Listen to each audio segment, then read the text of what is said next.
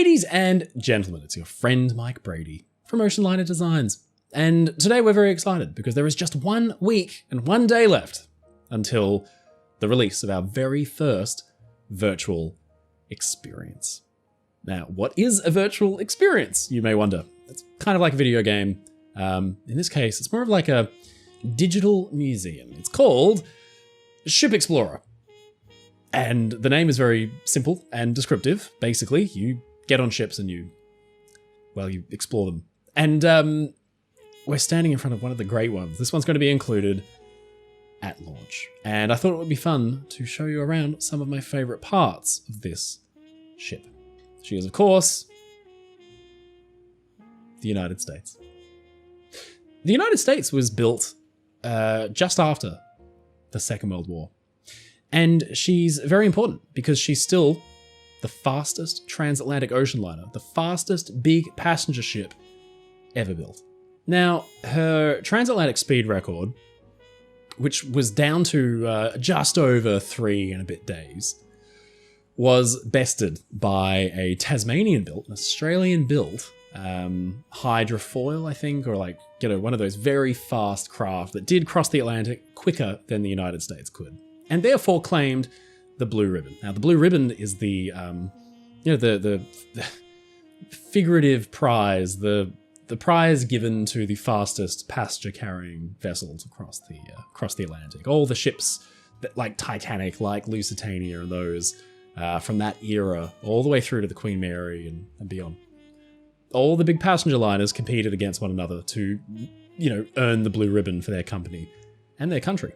And Incat essentially built a very, very quick ship that was able to take the blue ribbon, technically, from the United States. But I would point out the United States is a big ship. She's, tens of thousands of tons. United States was truly the last big ship to win the blue ribbon, in the spirit of what the contest was originally about. Today, we're seeing her from a very special angle. We are in the dry dock level. Now, you can walk around her in Ship Explorer, as she would be at sea, as if you were a passenger. But today, I wanted to get up close with the ship and show you what she's like out of the water. So I'm going to show you some of my favorite features of the United States, and we're going to start down here at the bow. So the point of Ship Explorer is that it's essentially like a virtual museum. So you can walk around, learn stuff, pick up items with hidden photos and documents all over the level so that you can interact with them and learn about these incredible machines and who built them and how they operated. I just wanted to give you guys this view. This is such a spectacular, beautiful, rare view to be able to see a ship from history from this angle. Of course, we found out recently that the United States is actually going to be intentionally sunk and turned into a reef, which really isn't the outcome a lot of people like me wanted. but she will still be around in some way, and people will be able to learn about her for many years yet. But we wanted to digitally preserve her in Ship Explorer. And so this is how we've done it. We've 3D modeled the ship, and now you can walk around it and get up close and personal. Of course, the SS United States is famous for being the fastest passenger liner ever built. There are a few secrets in her construction and her hull form that helped her do this. Now, I have talked about these before on the channel, but it's been usually when I've been looking at like a 2D plan or a drawing or photograph or something like that. Now, I can actually walk up to the thing and show it to you. So, the first thing is first, you can see that when we look at the bow of the ship from this angle, it's very thin. It's very knife-like. Obviously, you make something as streamlined as possible. That's going to make it cut through the water easier and faster. The bow of the United States is built like a knife. The actual silhouette of the ship, if you were to sort of take it in its length, cut it along the waterline, and lift the top off, essentially, and look at the shape that you're left with. Cruise ships, by comparison, are almost like barges. They're still streamlined and hydrodynamic for efficiency purposes and, fuel costs and things like that.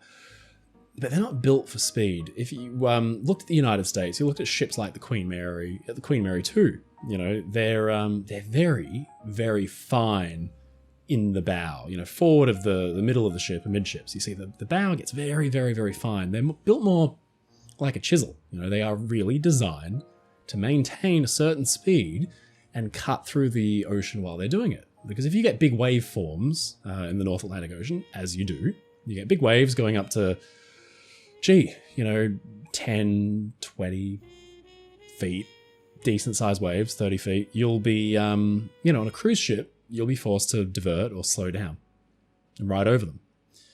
Not so with vessels like the United States. They're built tougher. They're built leaner.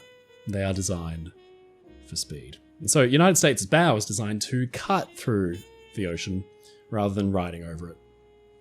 Wherever the United States was going, she was going there, and weather was not going to delay her.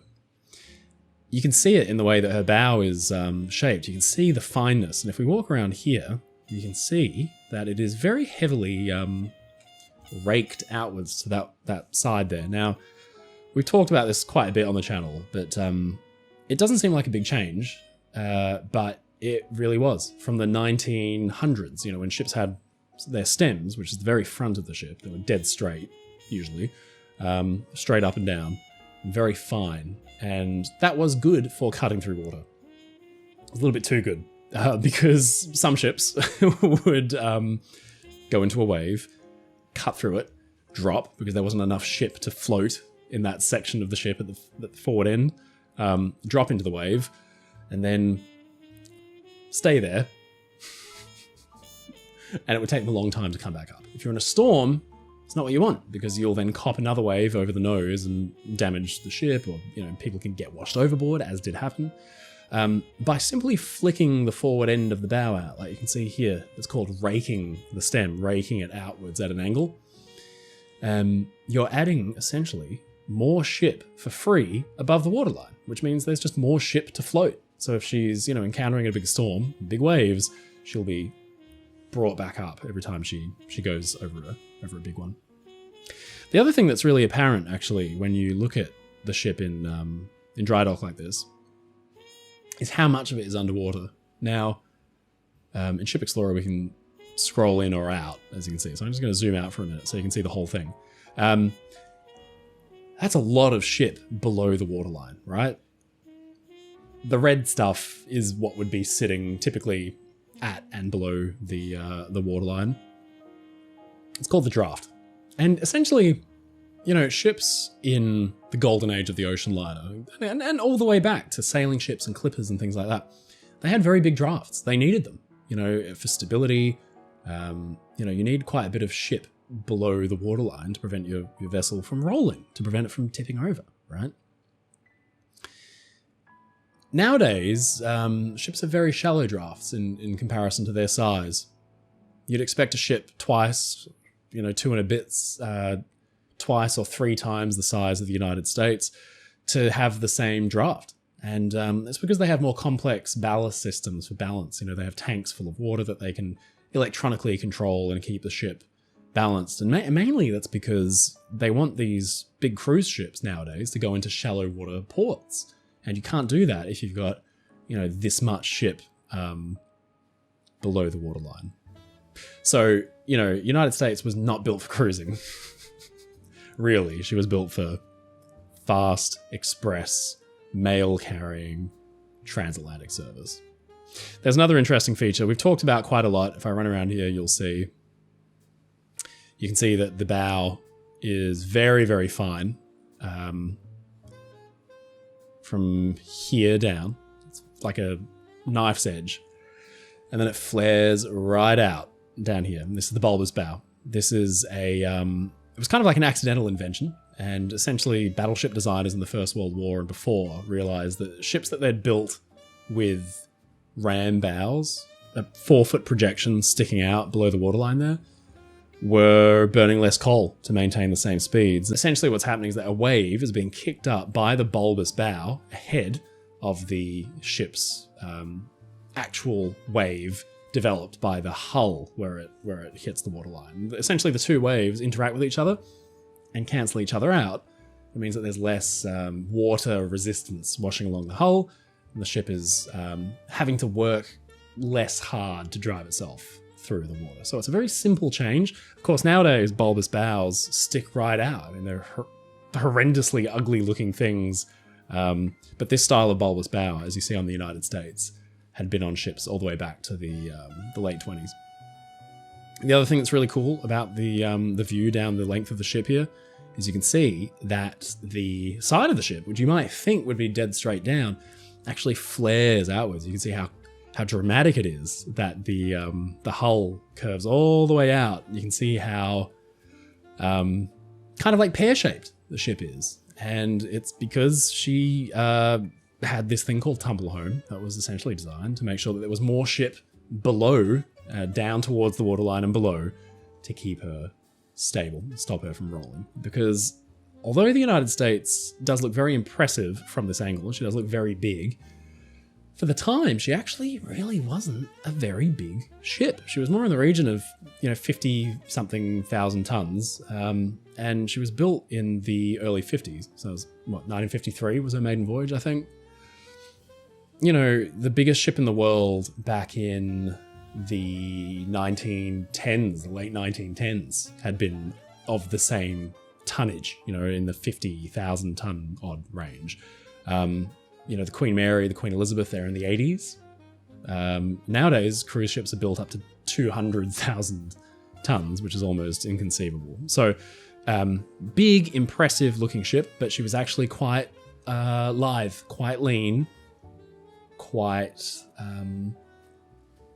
small by today's standards, for sure, but with a lot of power below the hood. We'll talk about that in a second. So there's probably enough time faffing around the forward end of the ship. We'll run around here. In Ship Explorer, there are information boxes. If you click on them, my voice will come in and explain exactly what it is that you're looking at. But my voice is already talking at you, so we have no reason to do that. So we're just going for a stroll down the side of the ship here. One of the things that's interesting is the sheer amount of doors. There's a lot of different doors, a lot of different sets, for all the different classes, for crew, for boarding, for disembarking. The shell doors were really important for the operation of ships like this. And so you see them all the way down the length. There's all these doors. And basically, they're purely utilitarian. But they provided access, to get on board or get off or whatever you needed. They, you can see the gangways perched above us here. It's a long way up. I mean, I don't know if you guys are like me and you're scared of heights. But, or if this is actually triggering to people with megalophobia, is that what it's called? But yeah, you get a real sense of the scale of the ship when you can get up close and personal with it. In fact, why don't we walk underneath it? There are some great photos of famous ships taken from this exact angle, where they're kind of like underneath the hull, staring up at it. It's so wild to think, there's tens of thousands of tons of steel and stuff above you. For all of her modern amenities and pieces of technology, one of the things that's really interesting about the United States, I think, is that she didn't come equipped with stabilizers. So we were talking earlier about the tumble home helping to prevent her from rolling. Nowadays cruise ships have stabilizers, gyroscopic stabilizers, or have you, hydraulic stabilizers. It would take a few years yet into the 50s, and in fact, I think the first passenger ship with gyroscopic stabilizers was the Tucson of P&O Line. And essentially, what they are like the wings of an aeroplane, and they are retractable. So, if a ship encounters the kind of sea state that would cause her to, pitching is one thing where you're going up and down.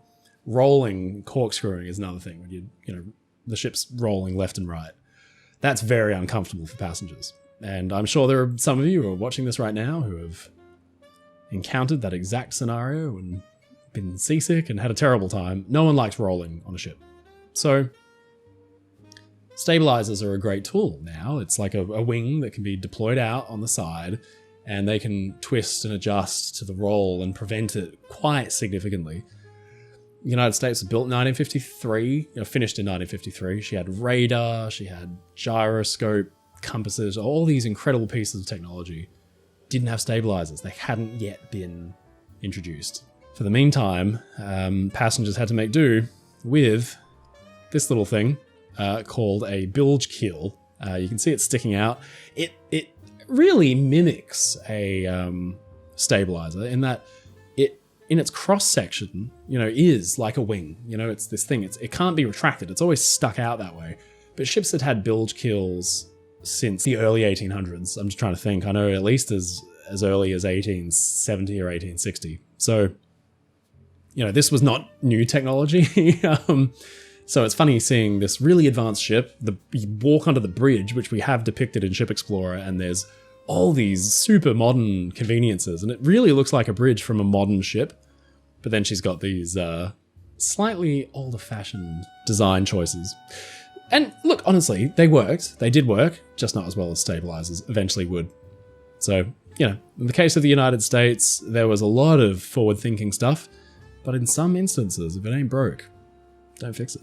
What's really cool about this view is you can see that the hull of the ship, the red underside, the white sheer stripe, and then the black hull is one unit. And then very clearly, the superstructure is the section of hull balanced on top. And you can see it jutting out at the side there, just below the lifeboats. You can see it coming out like that.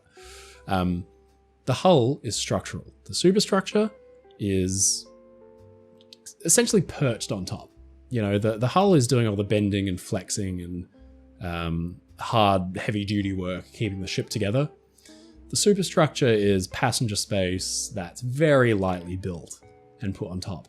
And in the case of the United States, a lot of it was aluminium for my fellow Australians and Commonwealth friends. This was at a time where, aerospace design had shown that aluminium was an extremely durable, strong, lightweight material. And so designers kind of went crazy on ships and started building their superstructures out of aluminium. And it would take a while for them to realize that actually there are some problems here. It cracks over time. The QE2, actually, she was built in 1969. So, 53, 63, 15, nearly 20 years after the United States. She had an aluminium superstructure, famously cracked. She was covered in patches by the time she was retired, still is to this day. You can see them down the length of the superstructure. But the real, nail in the coffin of aluminium superstructures was the, incidents on ships like the Michelangelo, where she ran into a rogue wave, monster wave that swept along the bow, broke over the forecastle and slammed like a freight train into the forward end of the superstructure and just caved it in like it was made out of nothing, and killed some people and wounded others, and it was just really a horrendous incident. And so for all of its benefits and for all of its usefulness in aerospace and admittedly a useful material on ships, building your entire superstructure out of aluminium, maybe not a brilliant idea. So as we walk up here, we're really coming to the business end of the United States as hull. This is where the propelling equipment sticks out. And this is really beginning to give you some sense of the modernity of this ship's design. Propellers up until this point, leading up to the 30s, had been kind of like, they look like paddles. Some of them, like the ones on the Empress of Ireland, for example, just comes to mind because we've been researching it.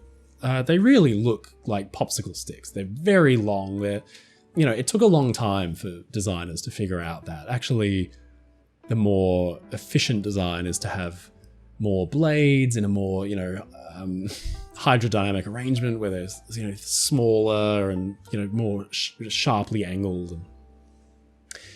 It's just interesting seeing this. This is a real hybrid kind of propeller form that, modern day ships have propellers that don't look too dissimilar to this, which is really interesting. So the designer who was actually in charge of developing the props for the United States was a pioneering female engineer called Elaine Kaplan. And she's a legend in the story of the United States. She'd been handpicked by William Francis Gibbs to lead this team. And she's a really, really interesting character. But the lessons had been kind of established and set by the fast battleships developed for the Second World War. And there are a couple of design cues taken by Kaplan's team in designing the props for the United States that you can directly trace to the likes of the USS Iowa and some of those, some of the aircraft carriers, you know, some of these fast, powerful warships of the Second World War. But I just wanted to point out the size of these propellers. When you walk up to them, we can walk up this little dolly here. They're big pieces of machinery. I mean, this is a big unit. This is, you know, cast manganese bronze. I want you to imagine this thing moving in excess of like 180 to 200 revolutions per minute. Traditionally, ships' propellers, while they were cutting through the water, had moved around about 70 to 80-ish revolutions per minute. The United States comes along and changes the game. She had superheated boilers. They were running in excess of 900 psi at maximum tilt, boiling, you know, water, superheating it in excess of 900 degrees Fahrenheit, outputting immense shaft horsepower, just crazy amounts of power from these geared turbines straight down the shafts to these propellers, and even reduction geared down, the props were spinning in excess of 200 RPM at full power, which is honestly very difficult to imagine a piece of cast bronze moving that quickly. Now, cavitation was obviously a pretty big problem. This was engineering at its most cutting edge in 1953.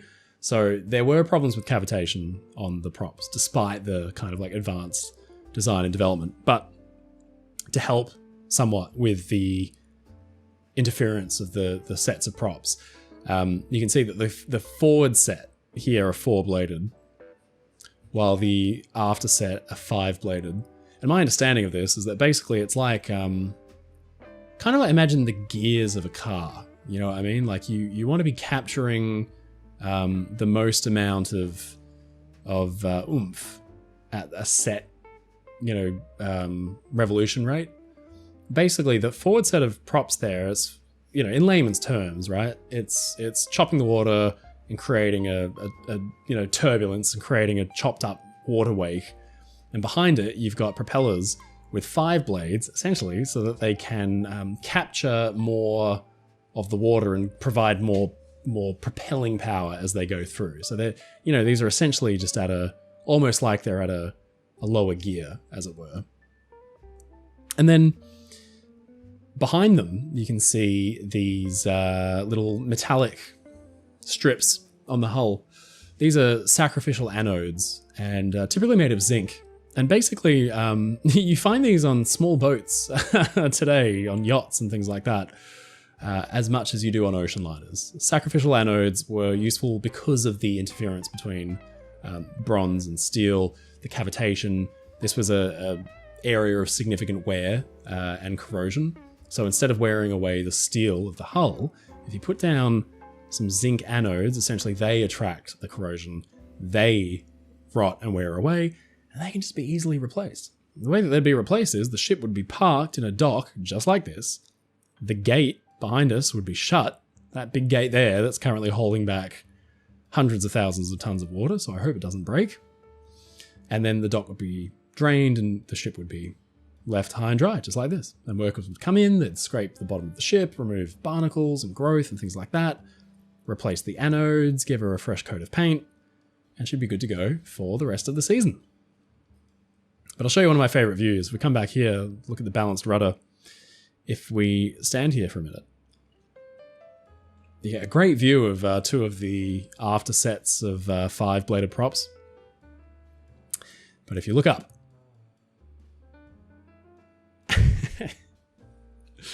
it's so great. There's just so much ship still above you. And you think you're at the end, but there's just a lot of ship. It reminds me of Robert Ballard's team, when they were investigating the Titanic wreck for the first time, they came right up to the stern, and Titanic's counterstern kind of hung out probably even more precariously than the cruiser stern of the United States does. And the submersible that they were in parked itself near one of the propellers, and they looked up, and they saw something like that dangling over the top of them.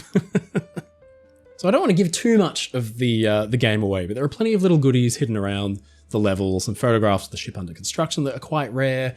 We're working with partner organizations like museums, including the New Jersey Maritime Museum. We're talking with some other museums and associations at the moment to give us access to their archives, to essentially digitize the photographs and put them around the Ship Explorer levels, so that by buying Ship Explorer on Steam, you're essentially supporting real-world museums, you're giving them awareness, you're accessing some of their archives and some of their rare material, and you'll be able to explore it like you would spend a day in a museum. So we are really excited to launch the product. We've been spending a lot of time on it. We really, really hope you enjoy it. It's been our labor of love for the past few months. So do please let us know what you think when you've downloaded it. Ship Explorer will be available on Steam from July 31st, 2025. And that's 1 week and 1 day away from right now, this time of recording. If there are other ships that you'd like to see in Ship Explorer, let us know in the comments below, and we'll give serious consideration into including them, because we, this is a fun opportunity for us to include some ships that otherwise wouldn't be, reproduced in video game form or digital format. We really want to give you the opportunity to get up close and personal just like this with the United States, walk around the decks of ships and see what they would have looked like to be a passenger or a crew member on back in the day. So I'm super excited about this. Thank you so much for joining me. I can't wait to get this out there. I hope you guys have a lot of fun with it as well. Until next time, thank you so much. Stay safe, stay happy, and I'll see you again.